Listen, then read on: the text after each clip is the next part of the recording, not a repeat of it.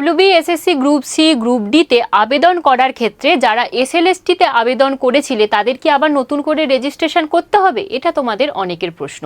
সেক্ষেত্রে বলে রাখি, তোমাদের সেই ক্যান্ডিডেট আইডি এবং পাসওয়ার্ড দিয়ে তোমরা যদি লগ ইন করো তাহলে কিন্তু তোমাদের আর নতুন করে রেজিস্ট্রেশন করতে হবে না। চলো কিভাবে করবে এক ঝলকে দেখে নিই।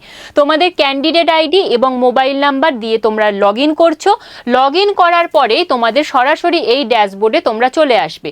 সেখানে কিন্তু দেখো এতটা পর্যন্ত অ্যাপ্রুভ রয়েছে। এবার অ্যাপ্লিকেশনের জায়গায় তোমরা অ্যাপ্লাই নাওতে ক্লিক করলেই তোমাদের এই অপশানটা চলে আসবে, অ্যাপ্লিকেশন ডিটেলস, এবং সেটা যদি তুমি পূরণ করে পেমেন্ট করে দাও তাহলেই কিন্তু তোমার ফর্ম জমা পড়ে যাবে। অর্থাৎ SLST প্রার্থীদের কিন্তু গ্রুপ সি গ্রুপ ডির জন্য আলাদা করে রেজিস্ট্রেশন করতে হবে না। এই বিষয়টা আশা করছি ক্লিয়ার হলো। এই রকম যদি আরও কোনো প্রশ্ন থেকে থাকে অবশ্যই কমেন্ট বক্সে কমেন্ট করো, উত্তর নিয়ে হাজির হব। ততক্ষণ পর্যন্ত চ্যানেলটাকে লাইক করে রাখো। Thank you.